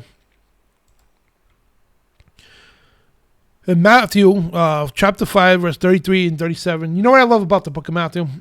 The book of Matthew is like the nuclear bomb to Catholicism. It's like the nuclear bomb to Freemasonry. It's like the nuclear bomb to most of these religions out there. And when I say Catholicism, I'm talking about the catechism. Because the book of Matthew alone destroys the catechism. It destroys the Book of Mormon. It destroys the Watchtower. It destroys the Book of the Dead. It destroys Freemasonry oaths and everything else. In the book of Matthew, Jesus says to John, Matthew there, and again, you have heard it had been said of them old times, you shall not forswear thyself. Thou shalt not perform unto the Lord thine oaths. Don't take oaths. By saying to you, swear not at all, neither by heaven, for it's God's throne. Don't swear by the earth, for it's his footstool. Neither by Jerusalem, for it is the city of the great king. Neither shall thy swear by thy head, because you which is the life and death, or on your life, because you can't make one hair white or black. But lay your communication, let your communication be yes, yes, or no, no. Yea is yea, no is no. And whatever else is more than this is evil. Plain and simple. Now, this is why I stopped taking solemn oaths. Solemn oaths came from Masonry. When you hear in a court where you solemnly swear to tell the whole truth, and they have the Bible right there sometime, and they used to put your right hand on the Bible and raise your left hand and all that. The Bible left hand to solemnly swear. That's not biblical oath. I stopped doing that a long time ago. I went to the court proceedings, I'm going to say that from another time. I was at court recently twice, right? And they wanted me to do it. I said, I don't do oaths. And I brought up Matthew chapter 5. And I told them, it's like, my yes will be yes, my no will be no. Anything else is of the devil, says my Lord and Savior Jesus Christ. Because they tell you, put your right hand on the Bible, take, whatever the case, don't do any of that. Don't even raise your hand. Tell them I don't take oaths. My yes will be yes, and they call it affirmation. Because they have oaths now, and they offer you an affirmation. In other words, yeah, I'm going to tell the truth. Because they have a sworn oath, then or affirmation. I suggest people to take the affirmation. Even when you, there's a lot of patriot groups out there, like the Oath Keepers, right? The Oath Keeper, the good people, I love them to death. Great patriots. But to join an organization, whatever, they make you take a solemn oath. That's when I first started realizing, there's something not sitting right with me, with these oaths. Then, come to find out, Jesus says, don't swear upon any oath, plain and simple. Goes to several examples, don't swear on any oaths. So that goes for you Freemasons out there. Every ritual you degree, you swear an oath, a blood oath on your blood life. Regardless if you think it's serious or not, you're still swearing an oath. Is that something a Christian should be doing? No. Not at all. Especially they say solemnly swear. No, you don't solemnly swear nothing. Because it says don't even swear by heaven. When people say, I swear to God, I stopped doing that a long time ago. It's like, how could I do that? That's an oath. When you tell Ma, I swear to God I didn't do that, Ma. Don't say that. Don't tell people that, because you're doing more harm than good. Jesus says that yes be yes, no be no, plain and simple. Anything else is of the devil, bottom line. Regardless what you're told. So, Morals and Dogma, this disgusting trash bag book I just showed you. And this is one of the books I told my wife to burn, not give away or sell, burn. Something ever happened to me. This thing's putrid. So we're going to get to some quotes, okay? And again, the reason why I'm getting to these quotes for, because I challenge anybody who's a Freemason, I want you to go into your own Masonic library. Every Masonic library should have this. Albert Pike was one of the most famous Freemasons. After all, he was the creator of the 33rd degree from the Scottish Rite. He created the 33rd degree. Okay, Confederate General Albert Pike, and he's also the backbone of the KKK, the Ku Klux Klan, backed by the Democratic Party. Go figure, right? I'm glad they destroyed that statue, man. Yeah, I'm glad people woke up to that. So again, the creator of the 33rd degree for the Scottish Rite, and that's a symbol used, Mamun-Ra, ancient Egyptian symbol of God and ancient Egyptian symbol of war and money. Wealth and power, with the crown upon its head. And also the crown upon its head symbolizes the duality in occultism. And also represents the androgynous good and evil male-female deity, which is Cabala. And Albert Pike was big into Cabala. And if you actually look at every one of these leading revered Freemasons, you'll find out all of them were into Cabala. They don't tell you that to the very last, when they finally realize that Masonry is a religion of Cabala. The dead man in the coffin ritual, it's Rabbi Bar Yoshi. We're going to cover that some other time, but anti-Masons claim Albert Pike wrote that which we must say to the crowd, and it's not claimed because he actually did write it. We got the doctrines to prove it. It's right in Morals and Dogma. So I got this off some site that says anti-Masons because I found a quote instead of typing it out myself. But yeah, that which we must to the crowd, we worship a God, but it is the God that one adores without superstition. To the Sovereign Grand Inspectors General, we say this, that you may repeat it to the brethren of the 32nd, 31st, and 30th degrees. The Masonic religion should be, by all of its initiates of the high degrees, maintained in the purity of the Luciferian doctrine. Yes, Lucifer is God, and unfortunately, Adonai is also God. Adonai is another name for Jehovah, another name for Yahweh, and so on. So, what are you seeing here? This is Cabala. And no, this is not an anti-Mason claim. Whoever put this out, in derogatory. This is what Albert Pike stated. They believe that God, okay, is both Lucifer and Adonai, God, Yahweh, whatever you want to call him. They believe it's both Satan and God at the same time, and male and female. And they believe the Holy Spirit is a female.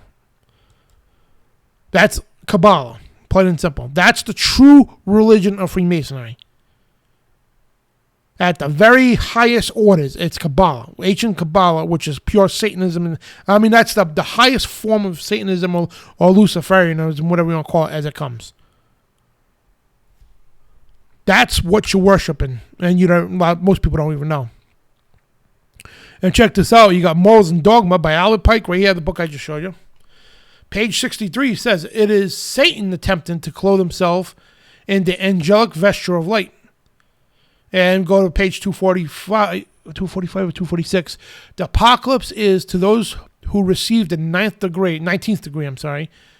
So those receiving the 19th degree, the apotheoses of that sublime faith which aspires to God alone and despises all the pomps of the works of Lucifer, the light bearer. Strange and mysterious name to give the spirit of darkness, Lucifer. The son of the morning star, it is he who bears the light, and with it splendors intolerable blinds feeble. Sensual and selfish souls, doubt it not. For our traditions are full of divine relations and inspirations, and inspiration is not of age or one of creed, Plato, and Philo. Also were inspired. And within this book, Morals Dogma, Satan's mentioned 22 times, Lucifer 6, the devil 8 times. Now, if you go to 2 Corinthians 11, verse 14 says, and no marvel, for Satan himself transformed into an angel of light. So, it's not anti-Mason. This is right in your own doctrines. Albert Pike was a Luciferian. Plain and simple. And he was into the Cabala, is the religion of Freemasonry.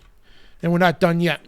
If you go to this disgusting book, another revered Mason, it's called The Lost Keys of Freemasonry by Manly Palmer Hall. This is him right here. He says in his book, pages 35 and 36, the true Mason is not creed-bound. He realizes with the divine illumination of his lodge that a Mason, his religion must be universal. So, would Christians acknowledge Buddha or Muhammad? He says universal. Christ, Buddha, or Muhammad, the names mean little. Right there, the names mean little to them. For he recognizes only the light and not the bearer. He worships every shrine, bows before every altar, whether it's temple, mosque, or cathedral. There's every religion you got to bow to. That's not something Christians should be doing. Realizing with this true understanding that the ones of all spiritual truth, all true Masons know that the only are heathen too. All true Masons know that they only are heathens too. Is that something you want to call yourself as a Christian? That you're a heathen too? Having great ideals, do not live up to them. They know that all religions are but one story told in diverse ways for people whose ideals suffer, but whose great purposes is in harmony with the Masonic ideals. And page 78, it's the Lost Keys of Freemasonry. When the Mason learns that the key, and there's more to it, and it goes on to, is the proper application of the dynamo of living power, he has learned the mystery of his craft. The seething energies of Lucifer are in his hand.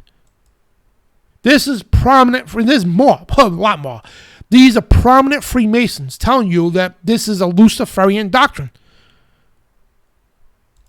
33rd degree Freemason, one of the most prominent Masons of his time. They called him a great philosopher. He wasn't. All talking about Lucifer. And the Cabala. And you go to page 18, it says, Freemasonry is a philosophy which is essentially creedless. It is true for that it bows to the truth regardless of the bearer. Let me read that again and highlight. Its brothers, right, which is Freemason, everybody in Freemasonry, bow to the truth regardless of the bearer. Regardless of the bearer, I mean, Jesus is the only truth. So Satan, this is crazy. They're telling you anybody, what they perceive as the truth, and they serve light instead of wrangling over the one who brings it. So it doesn't matter who brings it, they're saying, we're going to bow to the truth, what they perceive as the truth. That's not something Christians should be doing. And I know we got these poor excuses of Christian churches today that bow to this universalism. We all serve the same God. No, we don't. In this way, they prove that they are seeking to know better and will and dictates the invincible one. No truer religion exists than the world, comradeship and brotherhood for the purpose of glorifying one God and building him a temple of constructed attitude and noble character. And again, the God they're talking about is an androgynous God. Both male, female, Satan, and God are the same thing. They want you to believe that God is some kind of hermaphrodite with split complexions and personalities. That's not the God of the universe. It's not the God of the Bible. It's not the God of creation. That's the Cabala God. We're going to cover more Cabala stuff in another show when we do the part 2 to this. And if you go, Anton Sandler-LaVey, he was the founder of the Church of Satan. Big time follower of Aleister Crowley, and we didn't even touch Aleister Crowley yet. Aleister Crowley was known as a beast. He was he was worshipped basically in Freemasonry. He belonged to so many secret societies. I mean, he even said he was having a hard time remembering all the handshakes, tokens, and gestures. Anyway, he formed the Church of Satan. He created the thing called the Satanic Bible, even though they claim today they're atheists, which is a complete oxymoron. You don't call yourself a Church of Satan or a Satanist if you don't believe in Satan. It's just it's like me saying I'm a Christian, but I don't believe in Jesus. Complete oxymoron. But regardless, Anton Sanders-LaVey himself was a very prominent Freemason. He wrote the Satanic Bible, the Satanic Rituals, and this is what he said. And if you go to the book, and it's pages 144 to 46, he says, But now, even the most hardened of skeptics should be convinced that Freemasonry is Lucifer Satan worship. However, for those who may still need more convincing, let us consider the infernal names by which Masonry masks its many references to Satan. The Satanic Bible, we see 77 names which pagans have referred to Satan over the centuries. Let us quickly review some of those infernal names of Satanism found within the missionary. So, because Anton LaVey is trying to, he's not talking bad about Freemasonry. He's revering Freemasonry. He's exalting it. And saying, yes, we have the same similarities. That's Anton Sanders LaVey. Saying the religion of Freemasonry is Lucifer worship. And it goes deep too. I mean, it goes into history. So this was also the 6th president of the United States, John Quincy Adams, not to be confused with his father, John Adams. I think John Adams was the 2nd president. But you regardless, okay. But he was around Freemasons, okay. He understood what was going on. Now I want to clarify some confusion within Freemasonry here in the United States and the Founding Fathers. A lot of people believe because they were a Freemason, they were a bad person. No, that's not the case. You got to understand, Freemasonry here in America didn't get corrupted yet. Now, granted, being part of Freemasons is not a good thing, okay? And people like George Washington, Freemasonry does love to make outrageous claims. George Washington never attended meeting after meeting. They honored, he's like honorary Freemasonry. That's the way all he was. He spoke at some lodges, but really never, he wasn't a diehard Freemason. They said he attended all about maybe a dozen Masonic lodges in his life. That's about it. And it even said that he denounced Freemasonry on his deathbed. Regardless if that's true or not, I can't prove that. But regardless, that's what I'm trying to say. And so a lot of these guys were around Freemasonry because George Washington, I should have put the things in here. He warned the Masonic lodges in America because he knew about the nefarious Illuminati, how they infiltrated the lodges, and the Council of Wilhelmsbad, I think it was 1785.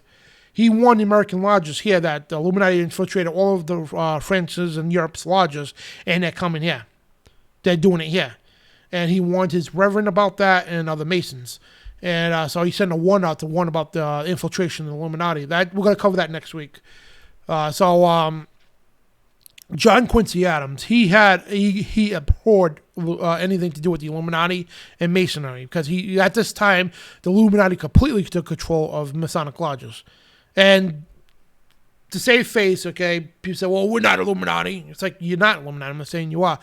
The Illuminati, long story short, they hid themselves from extinction, and they hid themselves within the order of Freemason. We're going to show you that in a minute here. I'll explain that in a minute. But John Quincy Adams, he warned people about the Freemasonry. He said, Freemasonry is deceptive and fraudulent. It promises light. Its performance is darkness. Masonry ought to forever be abolished. It is wrong, essentially wrong, a seed of evil, which can never produce any good. Then he goes on to say, I do consciously and sincerely believe that the order of Freemasonry, if not the greatest, is one of the greatest moral and political evils under which the Union is now laboring. A conspiracy of the few against the equal rights of the many. And Masonry ought forever be abolished. It is the wrong and essentially wrong, a seed of evil which can never produce any good. And again, he says, Freemasonry is deceptive and fraudulent. Its promise is light, because I brought this up again, because Freemasonry promises you light, illumination, wisdom, and knowledge that nobody else knows, and to become that perfect cornerstone, and to blaze like the all-seeing-eye, with 1,000 points of illumination. We'll explain all that in other shows too. Yeah, and he said, they promise light, but its performance is darkness. Plain and simple. And Adams warned that the lodges use of the Bible should to train Christians raise red flags. Because I showed you at the beginning, they have, what you go in the Masonic Lodge, there's a Bible on the altar, Holy Bible, with the square and compass on it. His father was a Mason. He knows what he's talking about. And he warned that the lodge's use of the Bible should, to be trained Christians, be raised as a red flag. It's like, there's a red flag with this. If the candidate has been educated to sincere and heartfelt reverence for religion of the Bible, And if he exercises his reasons, he knows that the tales of Jachin and Boaz, remember the two pillars we talked about? The tales of Jachin and Boaz, of Solomon's Temple, Hiram and Biff, and Jubilo, and Jubilum are impostors. Poison poured into the perennial fountain of truth. Traditions exactly resemble those probated by Jesus Christ, as making the word of God non-effect. Remember I told you at the beginning that when you get into Mason lodges and all that, they give you all the biblical references to everything. But that's not what those things are for. That's just to deceive you and lure you into that. You know how many Christians belong to Masonry? Yeah.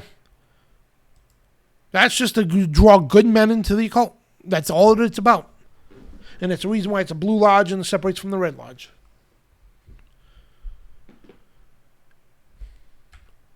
And there's more of this stuff, yeah. But they have a sacred name of God called Jabulon.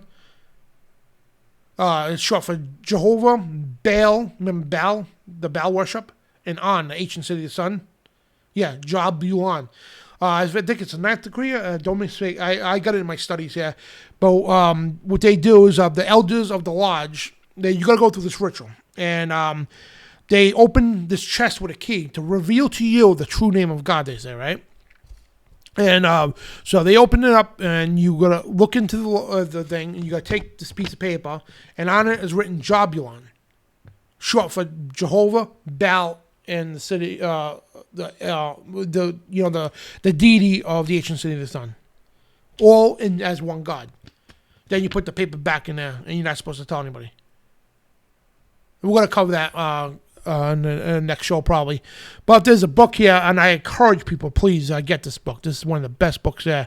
The Proofs of a Conspiracy by John Robeson. John Robeson used to be like a records keeper, if you will, for Adam Weishaupt, the creator of the Order of Illuminati. I actually got this book here. What an amazing book. He actually exposes the Illuminati within Freemasonry and talks about the German Union and the Jacobins and the whole 9 yards. Yeah, all amazing stuff in this book. So I would highly encourage you guys to get this book if you want to learn about the Illuminati and Freemasonry and how it all intertwines with each other. This is a very good book. So within his book, Proofs of Conspiracy, John Robeson on page 112, he says, the great strength of our order. Now, the thing is, let me paint you where we're at in history, right? The Illuminati they were being hunted down. They were being killed, and because people finally realized what the Illuminati was about. They were officially formed publicly in May 1st, 1776, by Professor of Canon Law Adam Weishaupt out of Bavaria, Germany. So he formed the Order of the Illuminati. Now, the Illuminati was around a little bit longer before him. There was a lot of stuff going on within the Vatican. Yes, the Vatican has strong ties, even though they say they highly oppose the Illuminati. On the front, they did. The secret societies within the Vatican, the Catholic Church, were the creators, the real creators of the Order of the Illuminati. In fact, they say it was Ignatius Loyola. He was actually, in the 1500s, the actual real creator of the Order of the Illuminati. And he kept it hidden within the Jesuit order. Okay, the order is Jesus. The Society of Jesus, which is nothing to Jesus at all. So there's a long history with that. When they do the Illuminati show, we'll cover all that. But anyway, Adam Weishaupt officially formed it, and so it was many other secret societies being formed now, and societies people, because at the time, I mean, you had nothing else to do, So what happened when one of their couriers got struck by lightning? The information was recovered, all the documents, and the Russian government, when they got hold of this man, they set out to hunt down everybody that belonged to the Illuminati and kill them, because you see the stuff that was involved in those records could talk about world domination. They gave names of Rothschild people at the time. I forgot the names are called, but the world bankers that were funding and financing their world dominance. All the information came out. And Illuminati, just like the Knights Templar before them, they had to go underground. They never abolished or never disappeared. They went underground. So when this happened, I'm going to save the rest of the story for the other show, but they needed to hide, all right, and conceal themselves. So at the time, we already had in 1717, they had the Grand Lodge of England. And then again, 1785, they had this council called Wilhelmsbad. where prominent Masons were in there, the Jacobins, the Druids, the Knights Templar, yes, they didn't go anywhere, okay, they were not abolished, and the Illuminati and many other secret societies. They all joined forces into one Congress. And they all decided to hide within the ranks of secret societies within secret societies. In other words, in a circle within a circle. In other words, even the people like the Masons here, and it was the Blue Lodge, the first 3 degrees, that's where the Illuminati hid. And the first 3 degrees, these guys don't know nothing. They have no clue about anything. And they hid within the order of that. So nobody in the Mason lodges knew who the Illuminati were. Now, yeah, they were Masons themselves. But they had their own secret meetings and all that to hide within the order. And this is what John Robertson said. This is what we said with Adam Weishaupt. And that Consul Wilhelmsbad, Adam Weishaupt came up with this plan. And he said, and John Robertson's quoting Adam Weishaupt, "The great strength of our order lies in its concealment.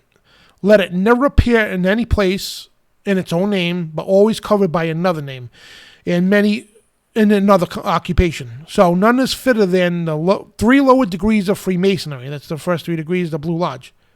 "The public is accustomed to it, expects little from it, and therefore takes little notice of it. Next to this is the form of the learned of literal society is best suited to our purpose. And had Freemasonry not existed, this cover would have not been employed. And it may be much more than a cover. It may be a powerful engine in our hands. By establishing reading societies, which led to the German Union later, and a subscription, the German Union is already established. We'll get to that the next show. And subscription libraries, and taking these our direction and supplying them through our labors, we may learn the public mind, which we will, we will, you know what I mean? So, it's been a long night, sorry guys. So, what that means, like, at the time, you didn't have TV, you didn't have radio, of course. So, this is the late 1700s, all right? So, they had to go underground, they hid within the ranks of Freemasonry that nobody expected. Because everybody knew about the Blue Lodges, it was public, it was still a secret society, but not as secret as the Red Lodge. It was like an entry, per se, you know what I mean? So, nobody would at least suspect the Illuminati being within, in an inner circle within the Blue Lodge. That was the best concealment that they used yet. And that's later on when George Washington caught wind of this and he warned the American Masons about this infiltration. So, that being said, they concealed themselves within the Illuminati. Now, if you notice, again, like I said, they didn't have TV or radio. Which we'll describe, we'll talk about the next show, about the German Union. Adam Weishaupt, and he was known as Spartacus. That was his code name. Spartacus. And Spartacus there, him and his, comrades, or whatever you want to call them, okay, conspirators, they created something called the German Union. Because at the time, your form of media was going to a library, a community place where they had newspapers posted up on the wall where you could read things, and public notices, and the community town hall, whatever the case, and libraries and authors and journalists. So what they would do, the German Union, they created this thing called the German Union. They took a bunch of people from the Illuminati and had them go as journalists, authors, and all that to infiltrate publication, from books to news to any kind of media at all they had at the time. And they would infiltrate these things to indoctrinate the German citizens with illuminism, like the media does today. The mainstream media today is the modern day version of the German Union. Nothing's changed. It's trickled right through society to today. Wait till we get into that. That's a whole show altogether, man. But yeah, and there's a book here. It's called Foundations of Freemasonry Series, The Cabala of Masonry by W.W. Westcott. And I don't even need to bring that book up because I'm going to bring David Carrico on, and hopefully he'll come on next Friday. So it's going to be late. I hope he will because, yeah, like I said, every subtle level of Freemasonry, you learn something new. Then you end up like, man, that's not what I was told in the beginning. And I didn't even bring up the quote that a Mason was intentionally lied to. It's, I believe it's in this book, yeah. Let me see if I can get this real quick. I know I noted that. Truth in the Shade of Mason. Oh, yeah, page 28 and 29. So, All right, so this is I didn't put the slide up, but this is for the record. This is from Manly Palmer Hall's book, The Lost Keys of Freemasonry. So if you go to page 28 and 29, it says the initiated brother, that's the new people coming in, realizes that his so-called symbols and rituals are merely blind fabricated by the wise to perpetuate ideas incomprehensible to the average individual. So, yeah, like that symbol I told you about, the average person out there thinks it's whatever. You learn it's not that, it's something else. But however, he also realizes that the few Masons of today know or appreciate the mystic meaning concealed within those rituals. With religious faith, we perpetuate the form, worshiping instead of the life. But those who have not recognized the truth in the crystallized ritual, those who have not liberated the spiritual gem from the shell of empty words are not Masons. And regardless of their physical degrees or outwards honors. So anyway,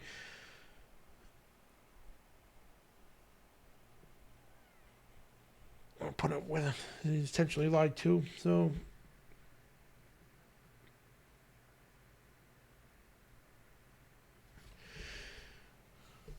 I think I got the right one. It's page 28, 29, right?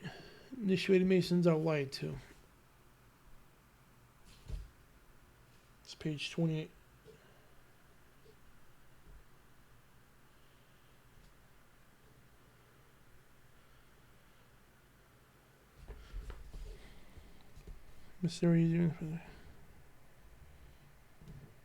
Yeah, I'm trying to find it. I wrote it down. I forgot to put it up here. But long story short, he says that it's intended that Masons are lied to every step of the way. You know what I mean? They're lied to about on the beginning stages, and they don't get told the truth about what these things mean until a higher degree. So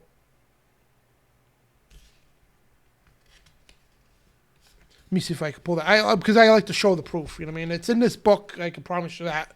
I just like to show the truth here. And let me see if I can pull this up real quick. The Lost Keys of Freemasonry PDF. And let me get this up there because there's a PDF file on it and you go search for it. I hate I'm not having quotes, man.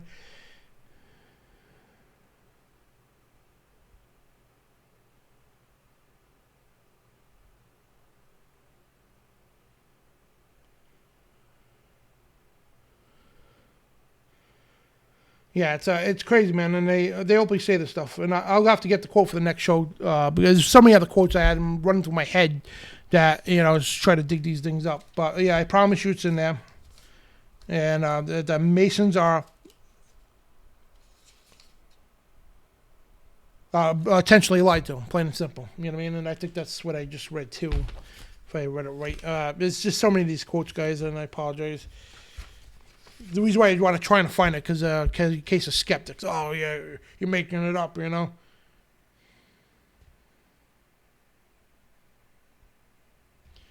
Yeah, well, it says it right there too. Page 28. The initiated brother, with some new Mason, realizes that his so-called symbols and rituals are merely blinds fabricated by the wise to perpetuate ideas incomprehensible to the average individual. And it's right there too. So I apologize about that. Yeah, so I'll get other quotes next week, but when we get deeper into the stuff. I just wanted to get the basic layouts. And this guy here, the Theosophical Cabala, Rabbi Shimon Bar Yoshi, David Carrico has done tons of shows on him. This is the dead man in the coffin ritual that's done in Freemasonry, and you won't know what that is. I think it's the 9th degree. Don't quote me on that. I'll get the information next week. But yeah, that's what the square and compass you see, right? That's what that really means. It's the Cabala star. And people say, well, it's the Star of David. David never had a star. We did 2 shows on this, 2 full shows, me and John Hall. I believe it was, me and John Hall. Or just John Pound is, it was John Hall. 2 full shows on this stuff.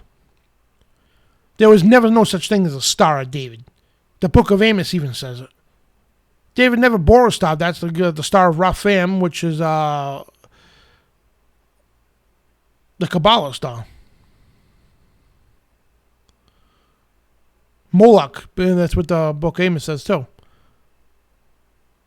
You know what I mean? And this stuff is deeply embedded. We're going to cover that in the Knights Templar. When you talk about the Knights Templar and the upper orders, you got to learn a lot about Baphomet. Baphomet was actually created by a gentleman, Eliphas Levi. He used to lead the Knights Templar. It's supposed to be a Christian organization. Yeah, nothing Christian about the Knights Templar. Don't let Hollywood or TV or the History Channel or the Discovery Channel or the movie National Treasure falsely paint that these were poor Christian soldiers helping. No, they didn't help. They were the Pope's henchmen. During the Inquisition and the Dark Ages, they've killed so many Christians, so many Jews from not converting to Catholicism, for possessing Bibles. And yeah, Eliphas Levi, the head of the Knights Templar, drew this up. He drew this up from an ancient Egyptian deity. The Baphomet, that's the Cabala god. They believe God is both Satan. Look at the breast on her. Him, whatever. As above, so below, the hands pointing up and down. The male and female genitals. The sun and the moon, up and down. They believe that's that God. That's the God of Freemasonry right there. They believe God and Satan are the same. Split personalities, and it's both female and male. That's the God they worship, guys. So before you get to phone calls, I just want to lay out some Bible verses like it did in the last show. So these Bible verses just gotta tell you everything. And you want truth, guys, because people join Masonry to get the truth. That's why I wanted to join it too. I thought it would be so cool to learn history and all that stuff and secret codes and all that. It sounds so cool. And I love the National Treasure movies. I really did.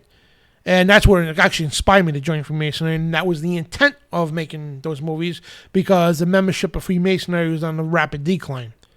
They did that purposely to make people, because at the time you had to be asked to be a Mason. You couldn't just go join them.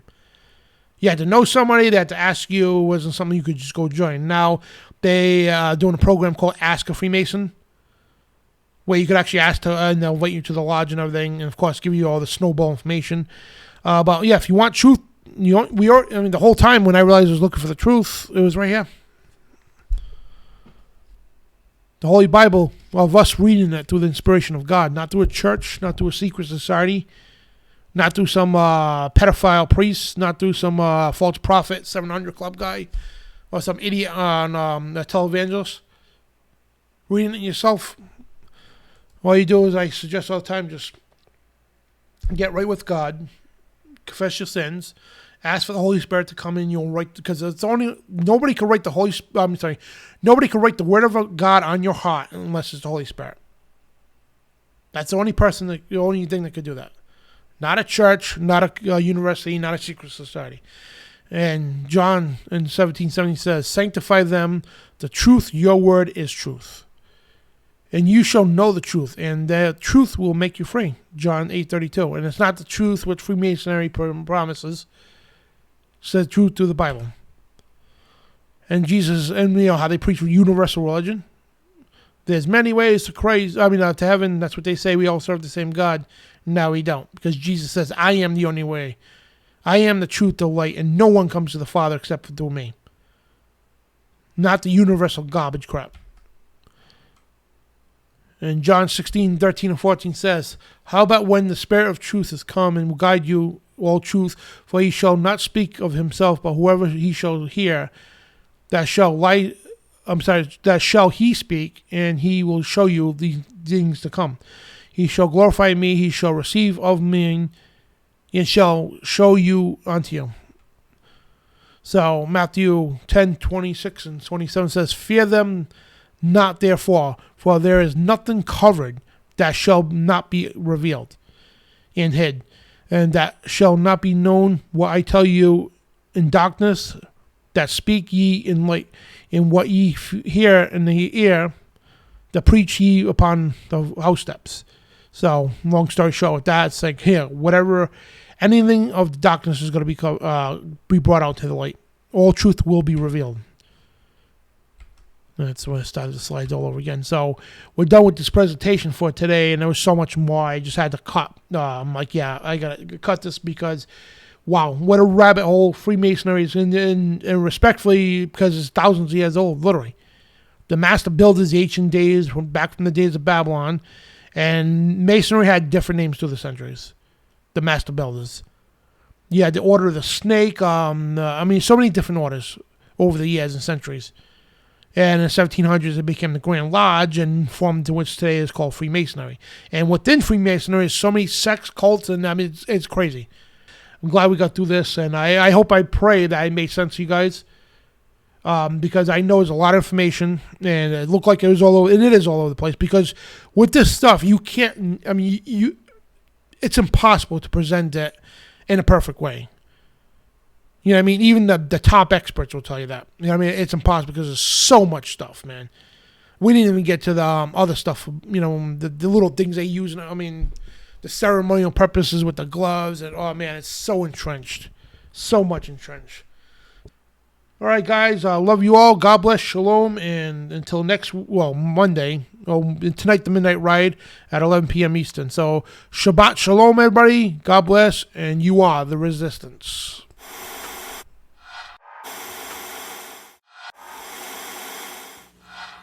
Declaring war on the New World Order. TruthRadioShow.com.